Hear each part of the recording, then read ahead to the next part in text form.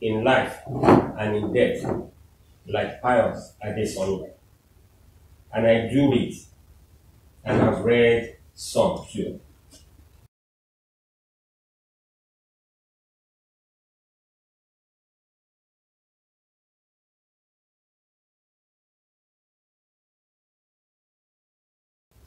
I will therefore set forth hence to seek out, gather together, read voraciously, and preserve jealously every of is gone. It will live in the richness and fertile morals of my mind and conscience as long as I live. Farewell, Prof. Good night and goodbye.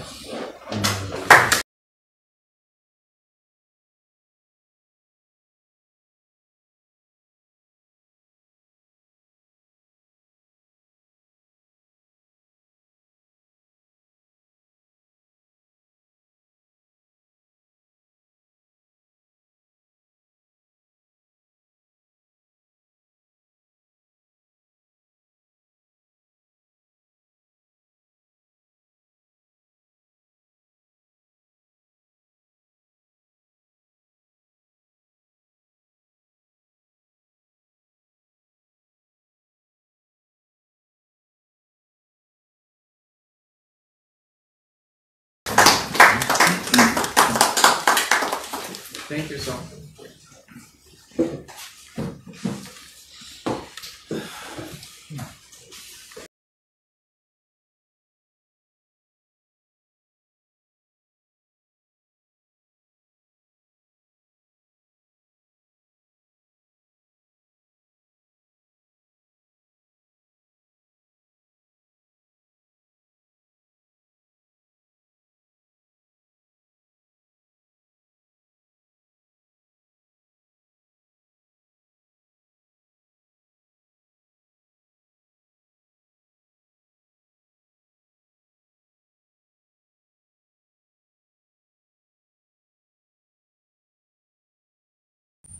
But just like that. Well, what made Pius own was so shocking and get to me was because on Friday we were together on the friend's wall and I never thought that somebody somewhere that I know closely would be involved. Not to talk of the reason why I find it so unbelievable. On Friday night, Friday morning, Pius wrote something about teaching and himself talking about easing in Nigeria and in Canada. And I was like, okay. And at the end of the day, he just ended that by saying, teacher, we are go and prepare for school. So I assumed, that Pius is in Canada.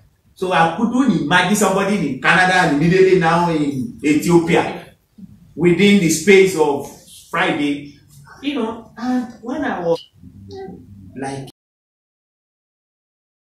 what happened? Because, like I said, I don't feel people's dead. I can just feel sympathy for you. It dawned on me, it was around 2 or 3 o'clock in the morning that I went back to my Facebook. I said, it seems this darkness in my heart is real. I couldn't sleep. And the last time I felt so was when I lost my daughter. And I was like, what happened? Believe me, I met him. I think it was 2012, one-on-one at the Sheraton Hotel when he came to deliver a paper. He titled it Tortoise and his in-law. That was my first time of meeting him and listening to him. By the time he started, I was like, what's this man saying? But by the time he got to the middle of his message in a satirical manner, I was like, he took that tortoise and his in-law as a story that he never heard before. And he encapsulate me with where you rattle it around the politicians and the masses. And he ended it up like, this is the thing. You politician, it is the money why the people are going into the market that is your own. But at the time that you are coming back, it will become that of the masses. Because the story of tortoise and his in-law is that of a greedy and unforgiving in-law who happens to be snail and turtle.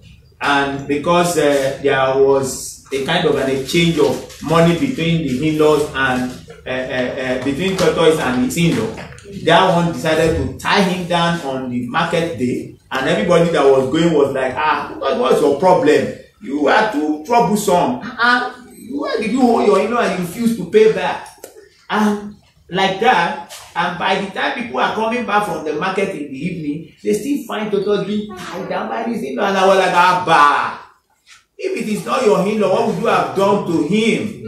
And it opened our eyes and understanding to the fact that you can continue to endure the shenanigans of the politicians, you masses. But a day is coming, it's going to be your own day. And I think he has prophesied that day in 2012. I think the days are here. Because we now have Photo Girl in which somebody like a demigod has been demystified. In those periods of Saraki dynasty, it was a case of tortoise and the human. They have the field. I think this year the quarrel has to become the tortoise, and they are now returned to tell the in-law to say it is enough. That was the message he passed there. I've met him twice thereafter, but that message clings to me. And after he's dead, I'm beginning to like thinking, what is this life all about? Many things I've read about him helped me to come into terms with what I posted on my social media. That should be on Wednesday last week. And I called it, Pius has no destiny mate. Because when I heard about him being the only person that offered French in his secondary school day, to the extent when they were doing exam, the whole invigilator for that day was only with him and nobody else, because he was the only one offering French. I'm sure there are many of his colleagues there that are lawyers, doctors. In their own field, they shine, they make money. They believe that everybody must follow that destiny, you know. They challenge you, you have not married, your mate are married. You don't have destiny mates. Pius chose his own destiny because he knew very well he has no destiny mates. And today, even in death, he is larger than life. I have seen so many things done on his behalf in Nigeria. In Lagos, we have done 3. In Abuja, 1. On the 23rd, we are going to do another one at Blue Roof. There is one in Kogi, in his son's home country. And I saw so many things they did in the diaspora. And I look at it, who else have died in Nigeria that has such kind of encomium, a kind of things thrown at them. And I'm just sorry to say that I look at Obasanjo because, sorry to bother you, I have no apology. That is the only man I don't want to meet in life. I've met him, he happened to be my in-law, maybe when I was. But now, why? Because I've never seen a man, I don't know how to describe him, but he's a false man. False man, so wicked, yet presented himself like a saint. He has destroyed many things, yet consider himself a favor to us in this country. Like, you don't know who I am, I'm a favor to you in this country. I mean, trying to make himself a favor in this country. I wonder if he died today, he will enjoy such kind of, words and kind of encomium that Pius enjoyed. I don't care how young or how old you die. If you cannot leave something for somebody to remember, you just die in vain. They just pass through this place like a stranger. Pius came here and he became not a stranger, but a movement instead of becoming an emolument. Because many of those pastors and pastorpreneurs and prophet liars that he condemned, that just for Pius is a movement, because after him, his words, some of the things that he has done and some of the things he has said is becoming a quote of quote, a word on the Bible. many of those pastorpreneurs and prophet liars, you won't even remember them. Not even that which they laid on there, because the Bible will not go unfulfilled. It will not. If he said, my house shall not be called a den of robber but house of prayer, many of those that which they pile up will become for somebody else. A fool and his money will soon be perished. Thank you very much. Thank you very much, sir.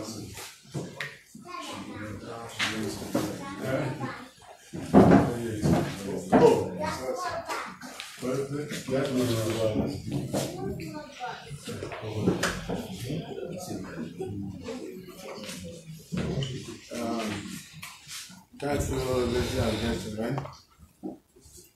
My name is Function. I'm from Kogi State. It's constituency. And it's so hard for me to come here. We always spend 2 minutes, please. Or less than that. The man who said he wrote why or wasp only is not like. It was 1 year my junior in science school. He was only one in the class as a French student. In the University of Lorraine, he was my junior by a year.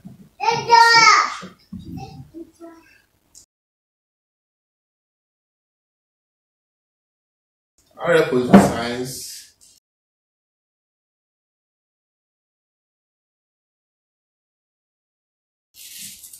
He was the department of modern local languages. He has colleagues as Asaju is still in Canada, in Ottawa, I met them myself several times there. We grew together, and you see, somebody talk about literatures somehow. Find somebody who the dad is head.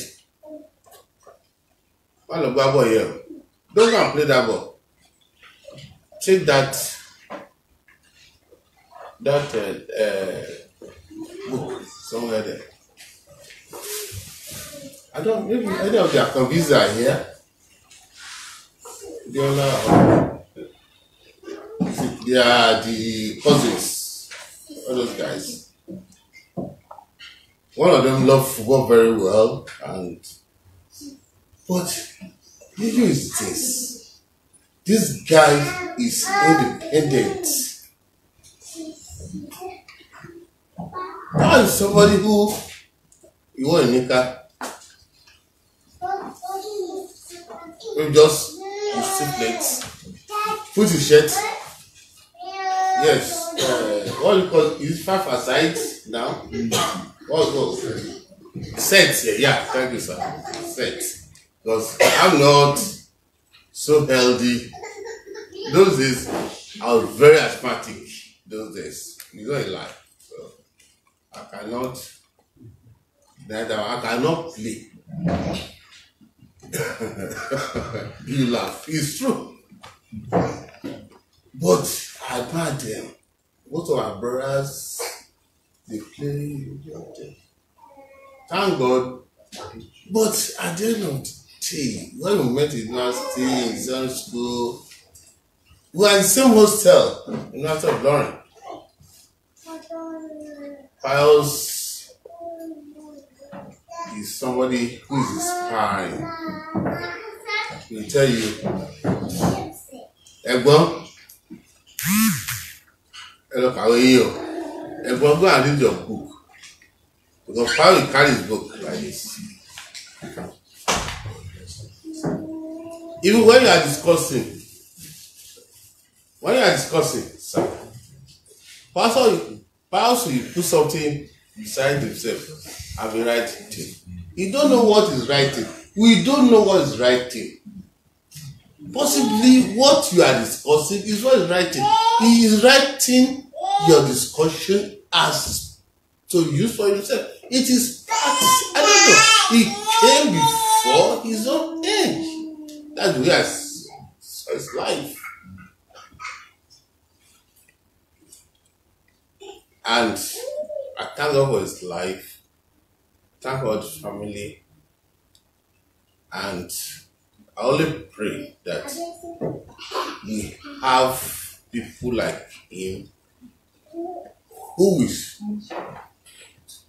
stand up to the authorities, who felt they could strangle somebody.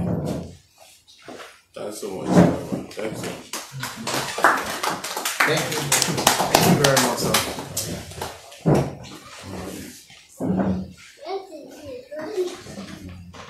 Thank you. My name is Tunji Lardner, and I'm really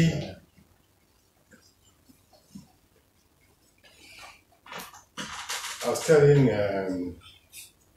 Gaga that this is a special kind of pain for all of us. A very special kind of pain. And like everybody else here, we're all here bound by shared grief and a sense of loss because of this extraordinary gentleman, young Mayaburo, perpetually Mayaburo. He came to my notice in 2006 as a young professor. I just knew he was this bright kid in Ottawa, and then, talk, and I think I met him at one conference, but I didn't quite connect. Until I think it was 2015, I was doing some work for the federal government, helping them with anti-corruption, and written some strategy paper on communications. And everyone was complaining, Mr. Lardner has come again, too much English. He was supposed to be one of the peer review people. And it was ironic that the panel had about 2 or 3 professors who were complaining that you have to tone down this thing, this thing. So they don't break, and we needed to have Pius's written endorsement in a sense, because he was there as a peer review, as a peer reviewer for the document. We're sitting now, we're going to say, Mama down low. I just went on to a whole bunch of things I can't even want to mention about me. But we spoke about life, about love, about ideas, and that's one thing we had in common. It's very difficult to talk about him because there's just been a whole outpouring of love and everybody having just a facet of who this remarkable person is. In my first tweets out of Greek, I described him as a descent, shining, and depending on where you're looking at, and from one perspective, you see one dimension of it. And each time you looked at him, every dimension was beautiful, every dimension was pure, every dimension itself was honest, every dimension itself was geared towards one thing, the liberation of us as black people in general terms, was specifically his own country, Nigeria. And it is that bounding, it's that ties that bind us, that also wound us in the way in which we feel about Nigeria. One of my favorite conversations with him, we both agreed that we were both in an abusive relationship with Nigeria. Yeah, we're bound, we love this entity, but this entity doesn't love us quite as much as we love them. And somehow we're still, they say leave this place. Even when he went to Canada, thinking there was this partial distance between himself and the object of his undying love, which is Nigeria and by extension Africa. You'll always come back. You'll always come back. And of course, he was in pursuit of Africa and Nigeria, all of those things that make us and define us as black people. And his own supreme belief that God in his infinite wisdom, and again I'm paraphrasing another famous author, Chinua Achebe, decided to make him a Nigerian. And by none, you realize that the greatest aggregation of the black people in the world are Nigerians. And you ask yourself, okay, in spite of all of this, why are we the way we are? And that was an enduring question. That was always a philosophical question, would always banter back and forth. One time he called me from Nairobi. He was there with another mutual friend of ours, Tadia, and we were talking about, Nigeria. And Tadia was reminding me I should call Tunji, because when he was a young journalist here, we had this whole philosophical framework of thinking otherwise. We believe that if you thought normally in Nigeria, you're just going to go astray, you're going to go mad. So you have to be inherently contrarian, right? You have to question everything, right? And nothing is quite what it seems. But we're just here shrouded in smoke and mirrors of a fantasy. And it's not really a fantasy because it's not real, but it's actually dystopian because it is real. We feel it every day. And so some of the conversations we had were along those lines. Then fast forward, I think it was last year or so, he was involved in an accident. And, you know, it made the rounds in social media. And next I got a call that Pius was involved in an accident. And so we started making the calls. Where is he? Where, you know, I called his number. And there was just a faint, you know, response. And of course, everybody panicked. Then I called again, I couldn't get through. Then somebody said, he's in this hospital. We have to get him out of that hospital. So a couple of calls. I called some old friends of mine who used to work with the health ministry in this is where Pius is. You guys have to get him the hell out of that place. And, you know, it had nothing to do with those calls, the desperate, you know, networking of trying to save this person. And the irony of it is that this man has come to his own country and he needed the externalities of a network of people who cared for him, who loved him, to be able to even save his life. Pius would have died that day. Yes, of course, yes. Pius.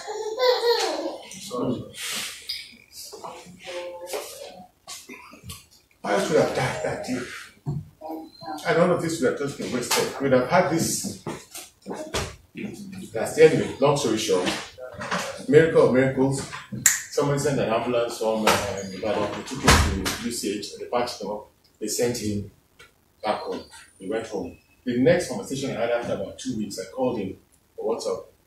He said, man, we're prepared to just wait. You know what he did? He started sending me photographs of his leg. So I'm like, why are you showing me this bristly? He said, I'm going to walk on this leg. I said, look, you have to rest this leg. You have to rest this leg. So it was with shock last week Sunday when I heard that he had died. It was one of those things, and you know, my brother here who says he doesn't grieve, I understand what you mean, right? It was as if I had lost a son, a brother, a friend. Again, the older gentleman, a mentor, just one of those figures in life that you don't realize it's not so much as important to you per se, but you know it's important to the world. That the world is enriched by his presence and that there's a vacuum. If this person is removed from this space, there's a vacuum there. There are lots of us who will go unnoticed, right? If you break out and slide into the Atlantic Ocean, nobody realizes anything.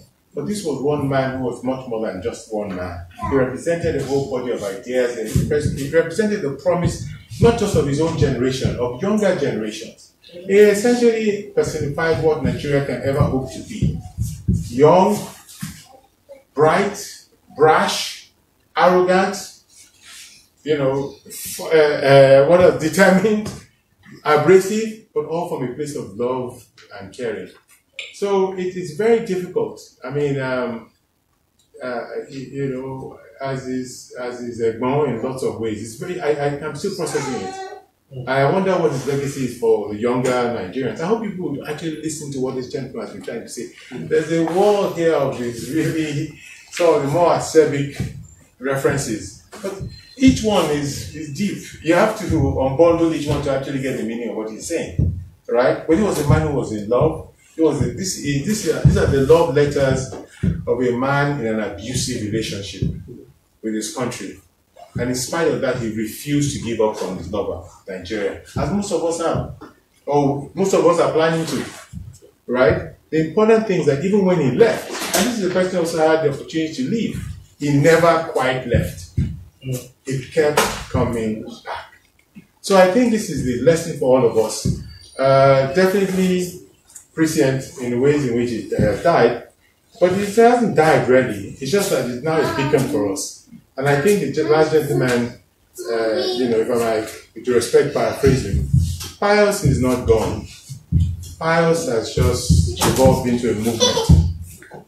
And I think that's where we should try and remember that he is a movement. And all of us, just out of respect for him, have to play a part in that movement. Thank you very much. Thank you very much. We want more people. I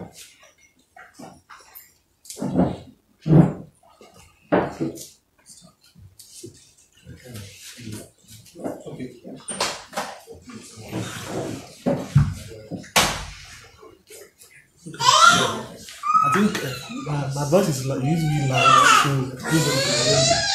I think I belong for one the generation that read or continues to read for me, given that I only had maybe an opportunity, just once in a lifetime opportunity to meet him physically. I think we should also be able to capture the fact that, in a way, the space within which the Professor Pius was examining his ideas was a space of the internationalization of the Nigerian public. Internationalization in the sense that, given the fact that the country itself is a special laboratory, you ask me, of liberal ideas. This is the biggest space, like one of our friends will speak, where capitalism was able to experiment a lot of absurdities. But be that as it may, the circumstances under which he died shows essentially the fact that we are not just trapped in this corner as well by the cacarum of capitalism, but we are dealing with a global foe, so to speak. Boeing stands as a culprit of worldwide big business. I want to sacrifice people for profit.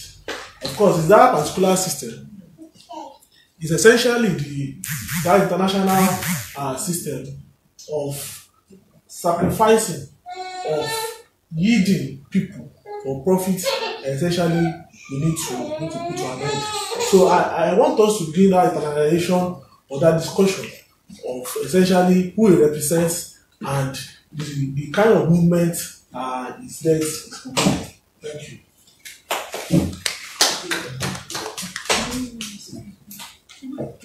So is there any other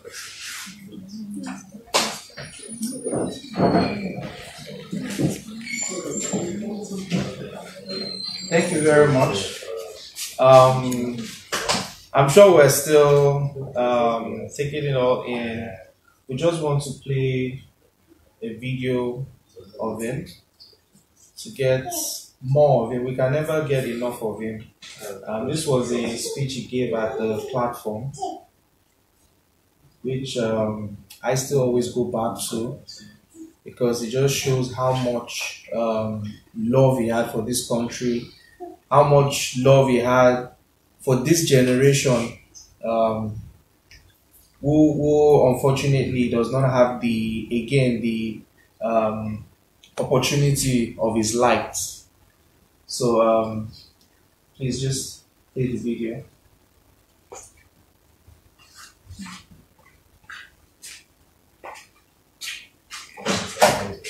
So that was so wonderful.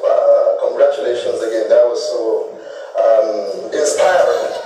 So I want to stand on your existing protocol by thanking Pastor Boju for inviting me. The privilege of being able to come here to share a few thoughts with you.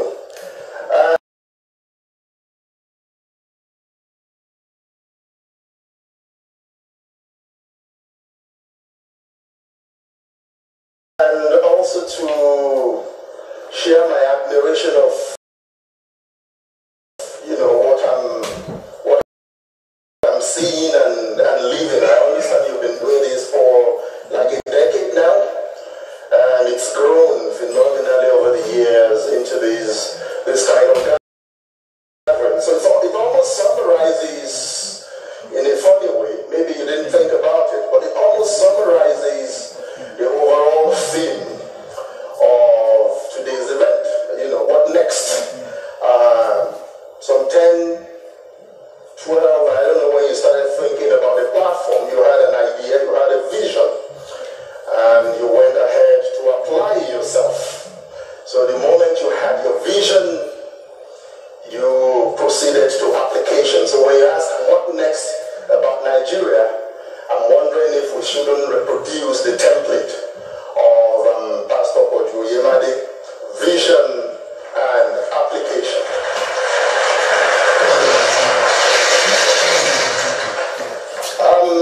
So I'm told I've got about 45 minutes to basically to teach you how to hate Nigeria or make a case for hating Nigeria. And actually when he told me I've got 25 minutes for this talk, I was wondering, he must be a very generous man, because do you really need 45 minutes to teach Nigerians to hate? You know, because we've got so many of these fault lines and divisions. It's a bitterly polarized and divided country that you really don't need. You need very little to trigger something, you know. It's either we are hating on the basis of ethnicity, or hating on the basis of religion, or hating on the basis of a number, you know, a multitude of invented reasons. And I could just do like this, you know, blow a whistle and then trigger, and then I'm done in 2 seconds. But that isn't what I'm going to do.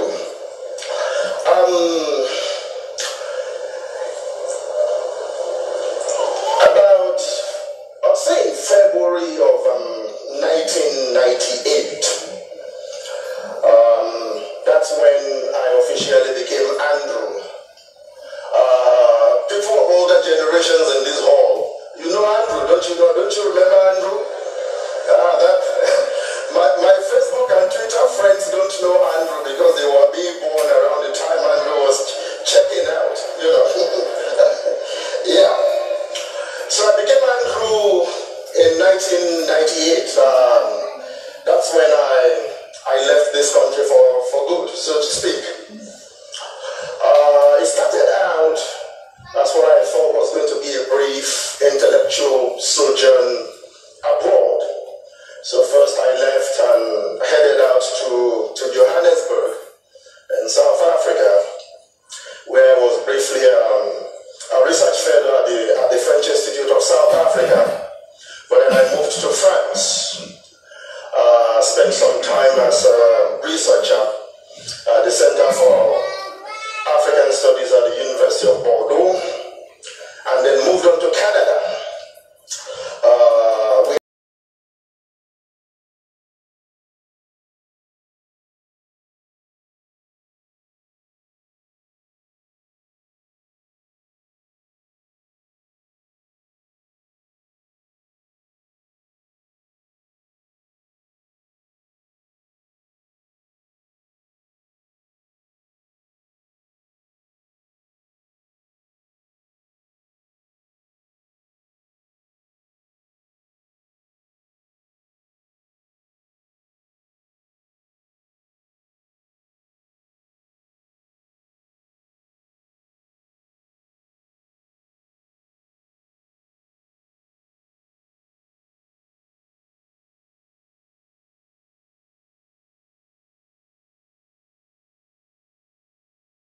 I started my doctoral studies in the fall.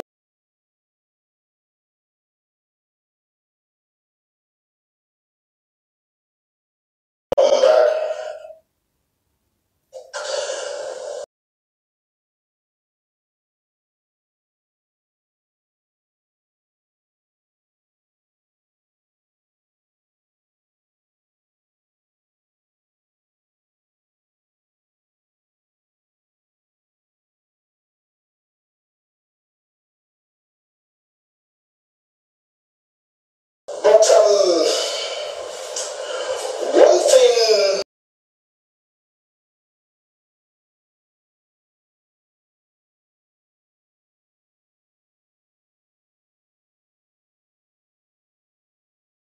which characterizes absence from home, whether short or long, is that deep sense of loss, that deep sense of nostalgia which you begin to feel the moment you put some distance. It was missing my folks in the literary and the academic community which I had known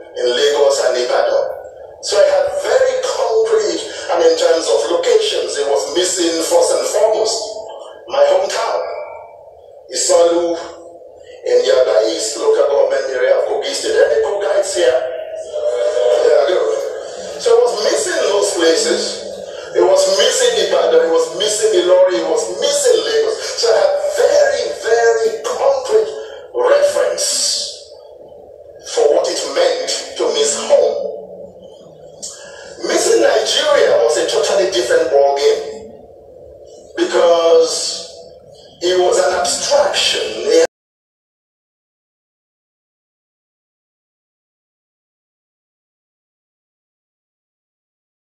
had no reference, it had no, there were no specifics in terms of what it actually meant to miss Nigeria. I couldn't define it. It was just there.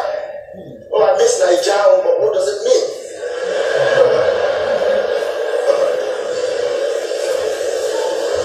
I couldn't tell. And I wouldn't be able to tell until a few years down the road. I was returning home tomorrow anyway. You know, I'll just round up and go home tomorrow. But then another tomorrow and all the tomorrows were piling up. And remember, I'm talking about an era where it was before the social media era, right? So the means of communicating with home and with Nigeria was through letters and email and stuff like that. Because remember, Baba OBJ, founder of modern Nigeria, according to PDP, they had not yet invented mobile telephony.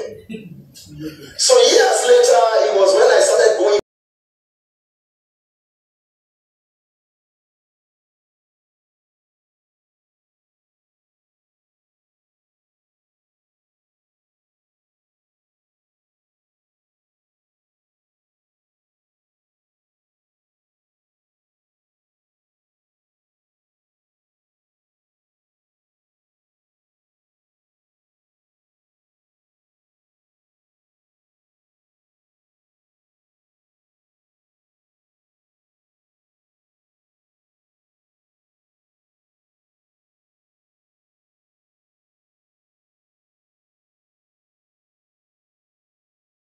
back to the kinds of email exchanges and letters I was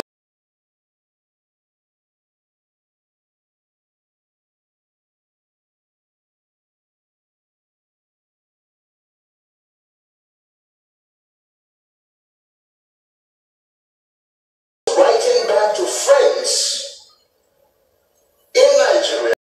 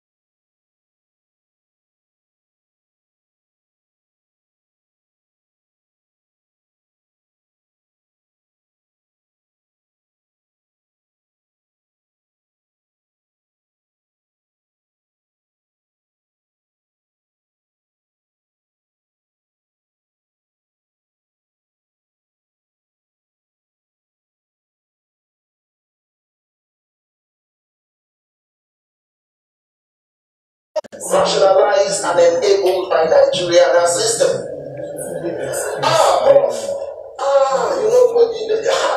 Hi Waleni, this is a memorial gathering for the late Professor Pius Adesanmi.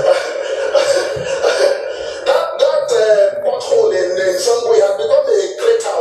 And hey, God, when are they going to fix it? The road block there, but I just couldn't pass. And that one.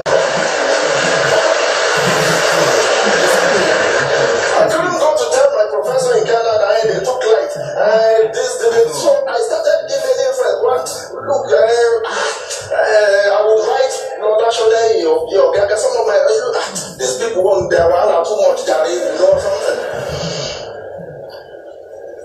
So that was when it became clear to me that what I was missing about Nigeria was a whole world of and culture of mediocrity and irresponsibility, which had been made legitimate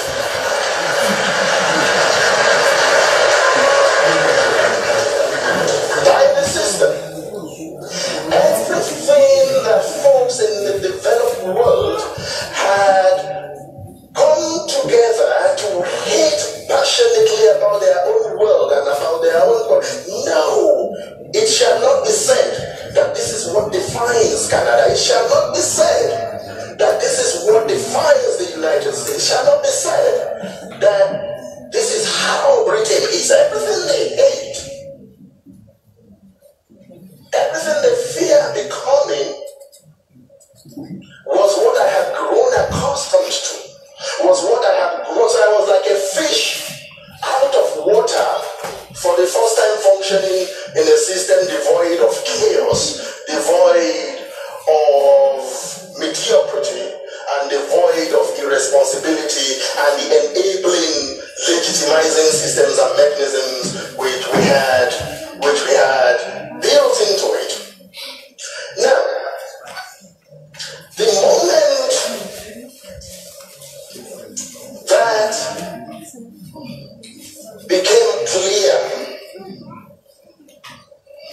really clear to me, was when I then subsequently moved out of, because I started out in literary studies, literature, and subsequently my horizons broadened as I started a career, an academic career, moved on to cultural studies, moved on to sociology, and moved on to the history of nations, the becoming of nations, the philosophy of nations, how nations are built. And I started to read the big thinkers on nation and nationalism, on patriotism, and all that.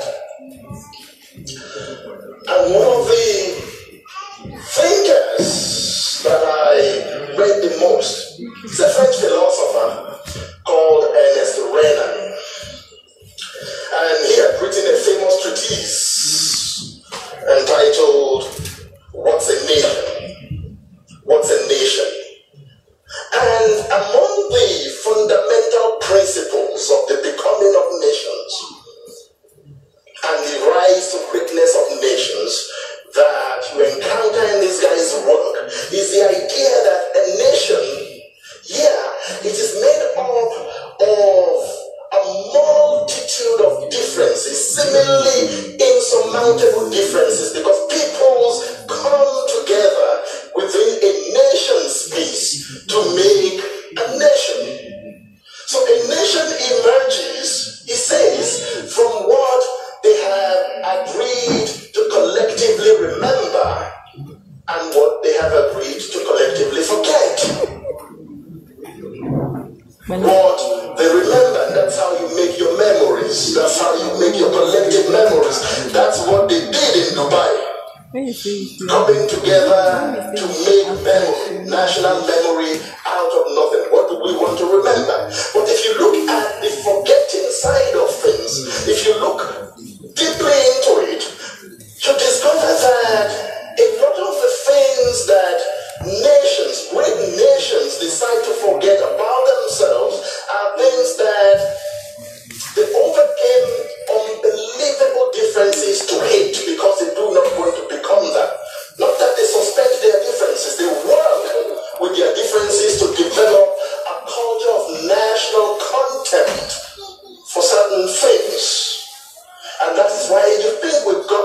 differences and divisions in Nigeria, sometimes I just laugh. Oh, you know, all these ethnic issues, all these religious flashpoints and all that. You think they don't have those things elsewhere? They've got them. They've got them even in worse scenarios that we can ever dream of. The United States, for starters, I taught there I haven't always been in Canada. I taught in the US university system for 7 years, so I know what I'm talking about. And the culture of hatred and differences, between white and black, between right-wing Christian neocons and left-wing liberals, between it just goes on and on and on, and these are deep-seated, it's so deep that sometimes traveling in the US these days, I nearly feel like wearing, I'm a Nigerian, so that if a white cop sees me, I'm not an African American, don't shoot, I'm a Nigerian, that's how bad it is. We don't go about shooting each other in this country because, we vent our ethnic differences, we vent our, we have all kinds of pathologies and all that, but it hasn't got to the point of a policeman with, that's an Igbo man, boom. That's a Yoruba man, boom. So they've got those differences. But where they suspend the differences? I found out, living there, working there, teaching there, traveling, crisscrossing that country, and studying their sociology and being part of them, that there is nothing an American hates more than the idea of his nation, of his country, being second to any other nation. It shall not be said. They hate it with a passion. That is where the public, second to China, Kamari. So all the differences, the invidious nature of this, everything melts. Everybody have that unifying national idea of contempt for the second position. It's a passionate something that comes from deep within. It shall not be said. Don't even say it. Don't say it. And so they hate that idea with a passion and then come together, work on their differences to build it. The same thing, the French. They have this proverb, impossible, who are French speakers in this room. Impossible, c'est pas français. Impossible, c'est pas français. Basically, impossible is not a French citizen. That is what it means. The word impossible is not a French citizen. So despite the Frenchman, what they call l'œuvre de la République is built on that. The work of the Republic. On the idea that, how can you say that something is impossible when you are French? You go and check your DNA, you must be Italian. Go and check. It cannot. So don't tell the Frenchman that something is impossible for France. They hate that idea. We're in a church. They reject it. In Jesus' name. They reject it. Over and above all differences. And the same thing in Canada. You see, if you look at the annual listings of the best places to live and work in the world, you'll see that Canada is in that perpetual competition with Australia. It's always oscillating between the two of them. Canadian cities, Australian cities, Calgary, Vancouver, and all that. And then sometimes it moves to Scandinavia, to Norway. That thing, the idea that we are the best place to live on earth, you have no idea how much it galvanizes the Canadian. And so the fear, it's not even thinkable that we would not be. They hate it with it. No, we've got to maintain it. Thank you very much. And this really gets us thinking. When we say that Naija no dey carry last, now we're thinking that we have a position before the last, and that is a national belief, unfortunately. So it's very important that we start reorientating the next generation towards a belief of possibility. I always say this, that the aircraft that we see flying, the spaceship, was actually built by somebody's father going to work in the morning.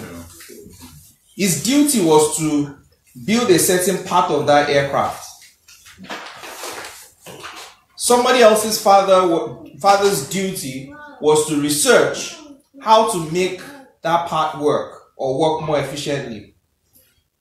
What is our father's duty as Nigerians? What would our children pride themselves that we did to move the nation forward? And I think all of us sitting in this room should not despair, because history will be a bit fair on us. Like Pius, all of us are working towards ensuring that the political system works for the good of all of us, and not the few elites that have captured the system.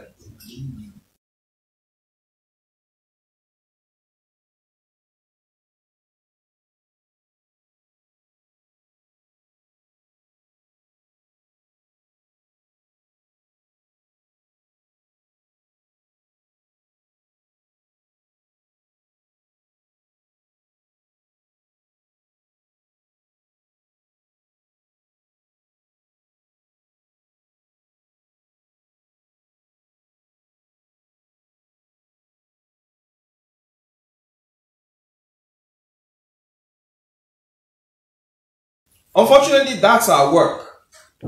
That's where we found ourselves. I wish that my own work would be to remain an engineer trying to find something, because I mean that's an. What is more important for our own generation is that we leave a legacy of a true democracy where our own children will have a nation that works for them.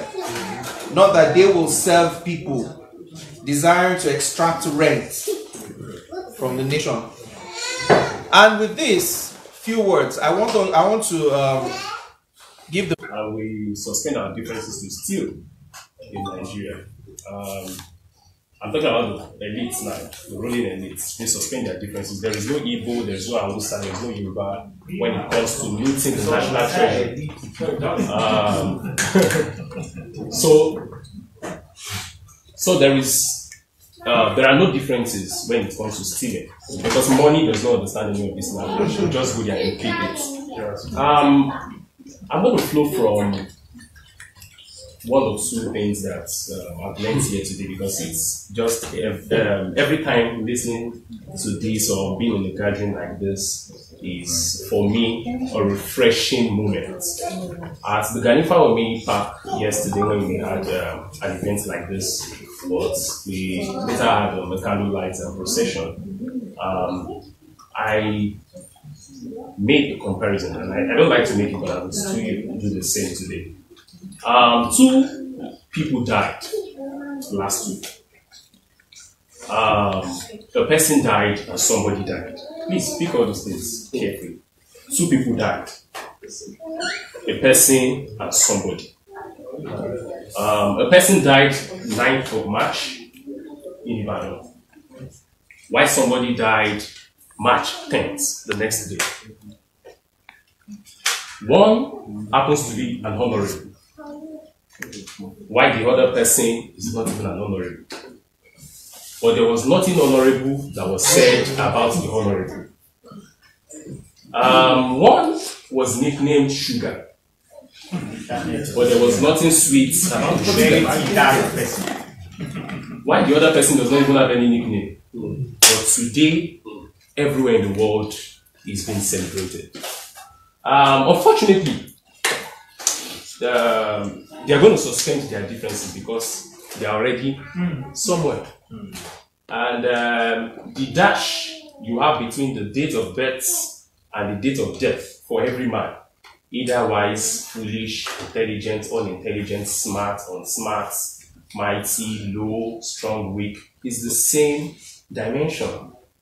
We would not for the fact that Professor Pius Adesanmi, we so much love him, and at the end of the day, we are going to write 1964 or 1974 dash 2019. And we will not for the fact that we hate the other person because of the bitterness he has caused, permit me to use that word, make his own dash very short. But it is also something we all must understand. And it is that for every man, one day people will stand in a gathering like this and they will give a summary of your life. Everything about Pius Adesanmi was just discussed in how many minutes? When the citation was being read by Mr. Shio, it was just very brief. And this was stories of tears, of struggle, of sleepless nights. Everything was just summarized in 15 minutes. For some of us who have sworn to be part of this struggle, who are drawing wisdom from things like this. The first thing I like about Pius Adesanmi, and I'm going to stand on, he was here. I was seated here. And that was the first time I met him physically. I've always met him online. And I've met his writings and all of that.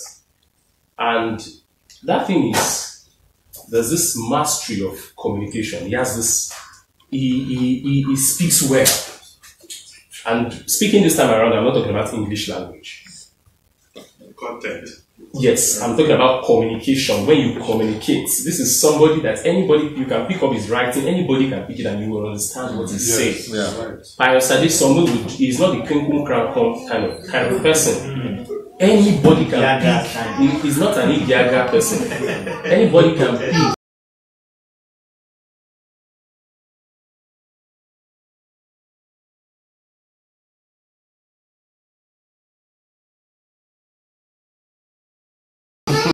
It and understand it because he is flowing from the mind of that average Nigerian.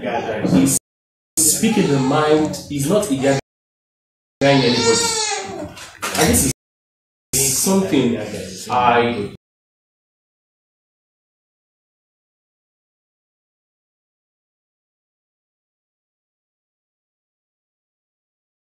personally have learned from. He has lived. No matter the wailings, the grinds, and all of that, the crying, rather, he has lived. And like somebody said yesterday, that he has taught us to be a citizen. Professor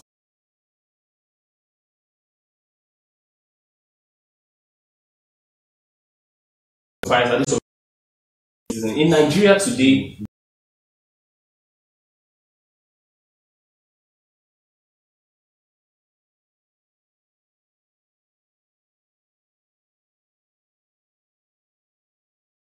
we are yet to have this sense of belonging.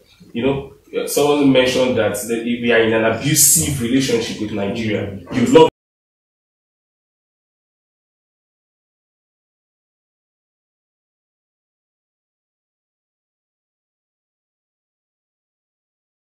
Nigeria, but Nigeria does not love you. At the end of the day, it's like a rape. When a rape victim, it has become serial. You understand? Then you will like your rapists. That is just Nigeria.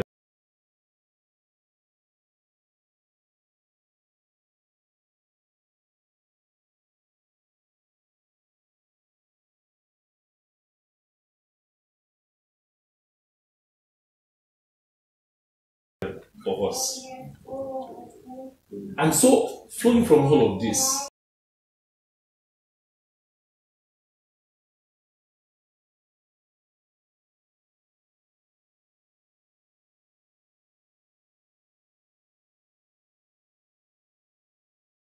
all was to draw. I was watching the Sahara Reporters Education Cafe when that was played.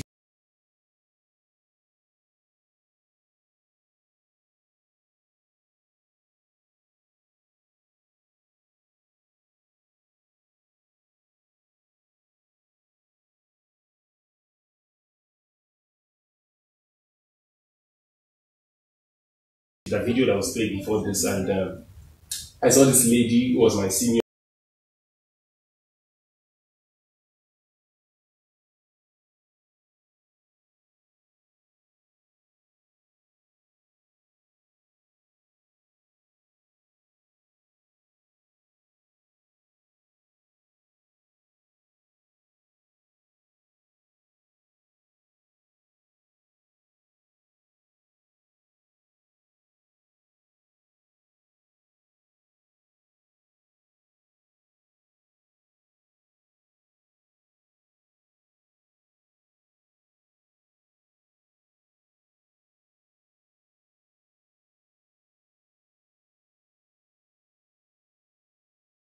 In that video, she was sitting here that day. She's now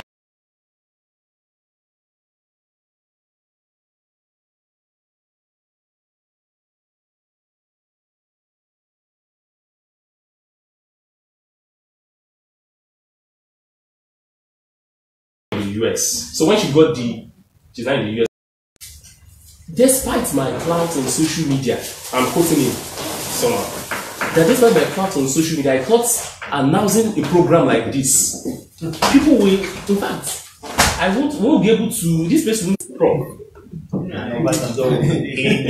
Definitely. So it is just, we can sit here and start discussing everything this man talked about, because it's going to turn out to be an academic paper if we sit to start talking about it. But the most important thing, and I'm going to end it that way, was what I said yesterday, that it's going to be something embarrassing that when we die, that you invite people we talk about to come and talk about what we used to talk about. A case of the other man who was in Abuja, who said he was honoring Professor Pius Adesanmi. It would be better for people to talk about those things we talk about than to go and invite those people we used to talk about to come and talk about what we used to talk about. For us, he has lived, and it is also a lesson for every one of us to live and not just exist. Thank you very much. Good evening, everyone. Yeah, I want to start by, first and foremost, not necessarily disagreeing with Femi, but reiterating at this auspicious moment an encounter I had with a friend on WhatsApp. He's one of my diasporic friends, and this happened about 4 days ago. He said Professor Pius died a tragic death. So also Sugar did. You have about a boy, and this my friends was about two. Said, but their biographies are completely different. While history is very kind to the former, it comes harsh and hard on the latter immediately after their tragic passing.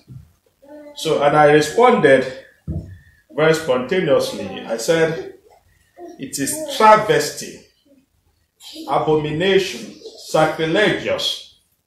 Sugar and Pius should not be mentioned in the same sentence. Never. I went further.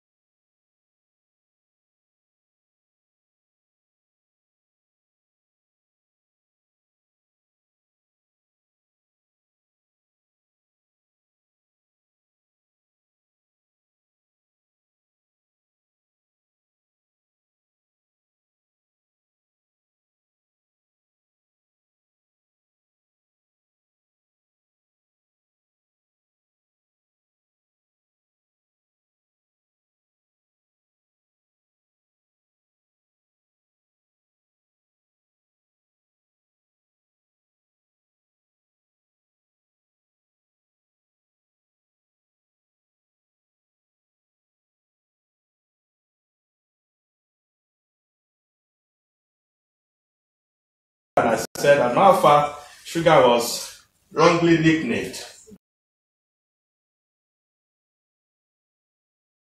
Short on getting here, the place was, scanty.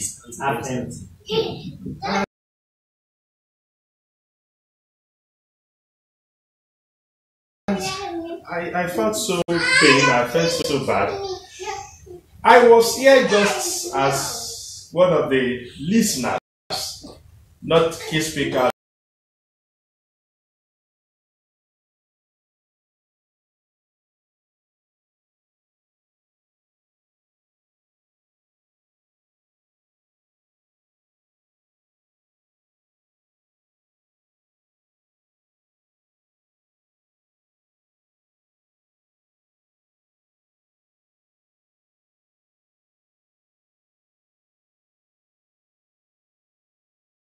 Or review. But the two individuals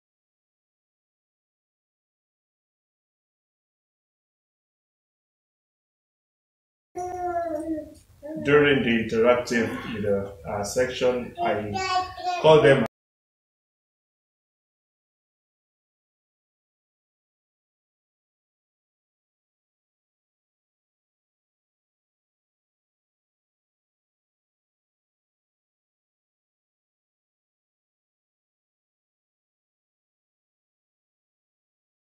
activists, and they both telepathically disagreed with me that no, they are not activists, rather they are advocates. And that is where I'm going to start my whole tribute from. Professor Pius was a fine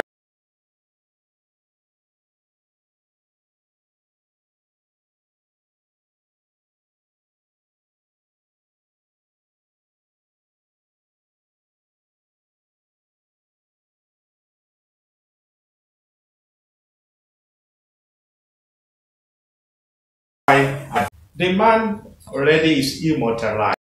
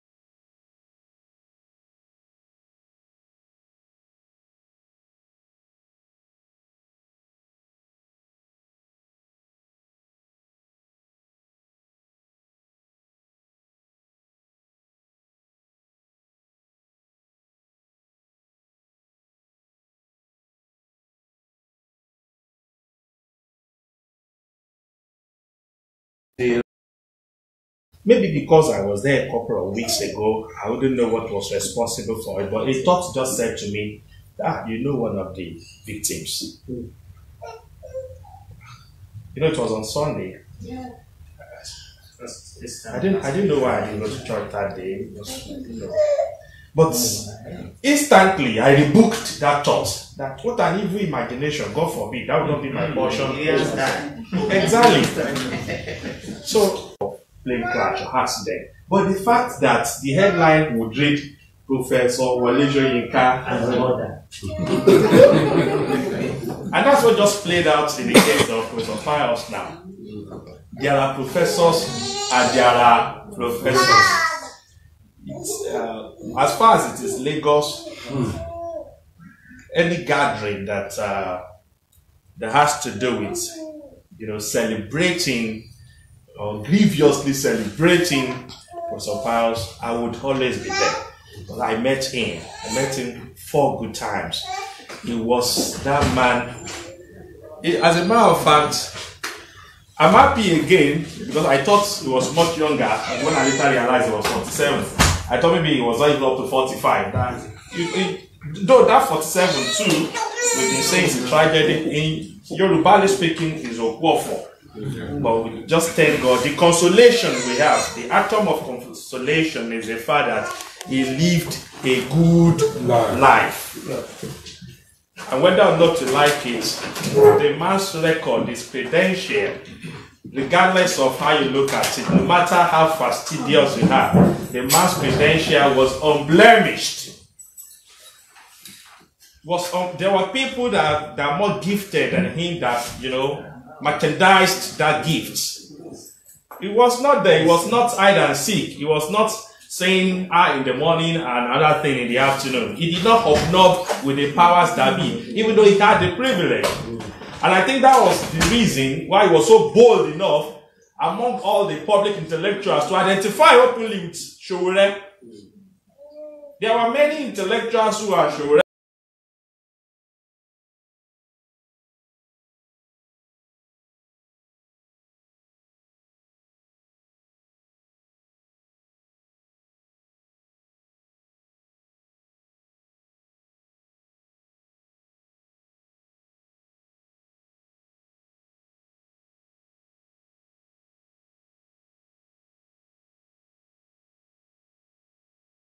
Best friends, but never identified with his ambition, but not Professor Pius. So he's a friend of the house.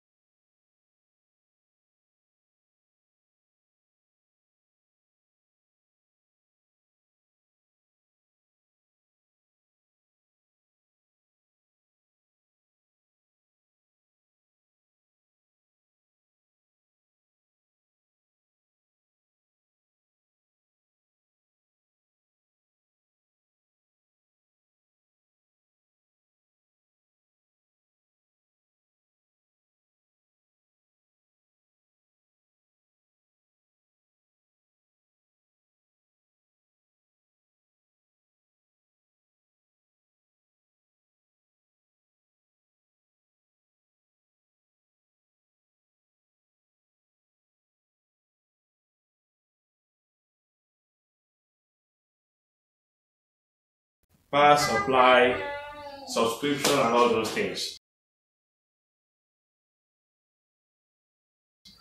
Sometimes you want to write.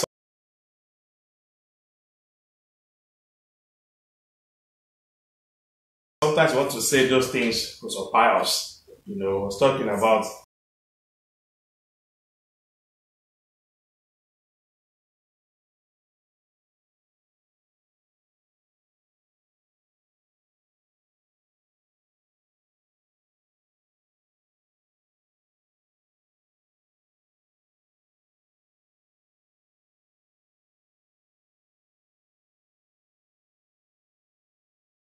but you don't have either subscription, you're managing your or even your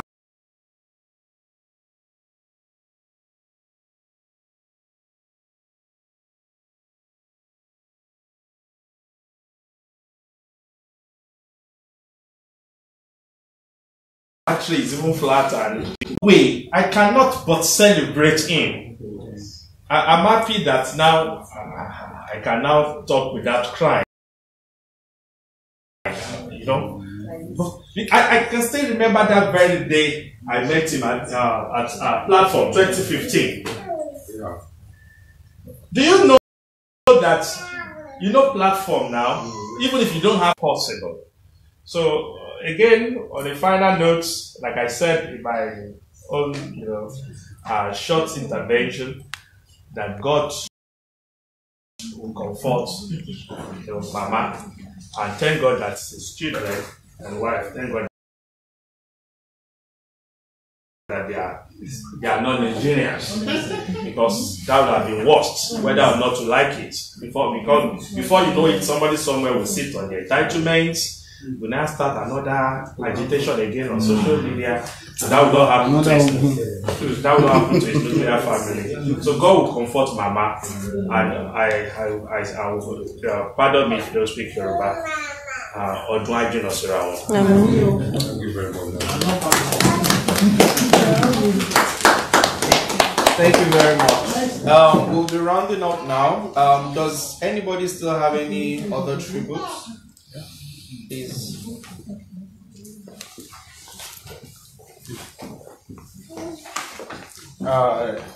Good evening, everyone. Yeah, like what I have to say is very short. And when I heard about the death of Professor Pius, that was the first time that someone like me will get to know him. I know him through his death. And when someone dies, it's what people say about that person that we want you to. I'll give you the interest to go and read about his personality when he was on earth. And I made my research, watched some of his videos online, and I see the way he constructs his speech, sentences, mixing Yoruba with Igbo, speak pidgin, and the audience are always carried away. Anytime he's out speaking to people, because his contents are filled with a lot of senses, and it touched me that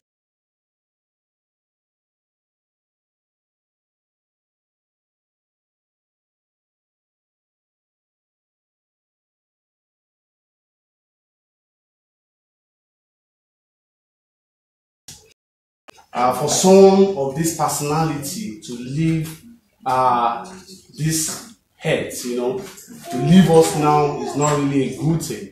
But really, there's nothing we can do about that because it's gone, And this is when we get to heaven that we are really going to witness, that we can have the opportunity to meet him again. But one thing I want to say to us is that we are alive, we should learn from Professor Pius, his life history, his lifestyle, his way of life, how he has been advocating for the masses, even without vying for any post. And someone even said today that if he had contested when he was alive, that if he did contested or vie for the post of chancellor, then he will never win. Because someone of his caliber, has never attained any political post to the house, and the system changed him instead of him to change the system, So, but if right now is to come back to life and contest for one of the senators, someone that portray that true integrity really exists, really existed in Nigeria. But it's really a good thing that I get to know him, and I've actually learned a lot from him. And after his death, I had to talk to myself that look, before I pass out from this head, I have to touch life through my writings, through my speech, my attitude, my way of life. And I want us to also go that way, so that at least when we leave this earth, people can talk good about us. Like when Sugar, when he died, things I was hearing about the man, really pissed me off. Some people were cursing him. They have not met him before, but because of the bad news that they heard about Sugar, they started cursing him. Because he has a very dirty history. When he was alive, I began to hear the number of people he killed and kidnapped. He even snatched the wife of Ballet, of different backstories. And this really pissed me off. So people were even saying that they are 100% sure that we'll be born in fire now. That is the assurance on it because of his bad attitude. And another part, some people said that are living in his constituency in Ibadan, that this guy really worked. That he may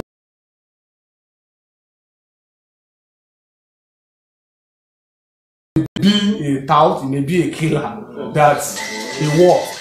But how will you understand? His bad aspect has covered that good aspect. So you understand? So what I will say to us is that any moment, anything we are doing we should always be watchful. We should have a record. We should have in our mind that there's record for everything we are doing, whether in the hidden or in the open. The moment you pass away, they are going to open the book right from earth here. They will start reading your book before the angels in heaven will now start reading for you to give final judgment. Thank you so much. Thank you so much. Thank you so much for your time. In the absence of any other intervention, tribute, I will say that we should just rise up and we'll observe a minute silence for the departed, then we'll leave.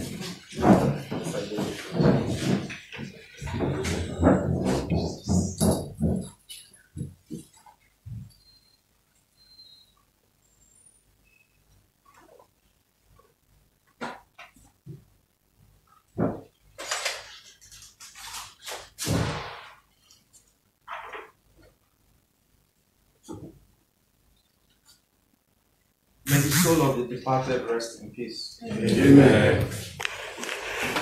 Thank you so much for listening to Miss Renee Games, your favorite TV.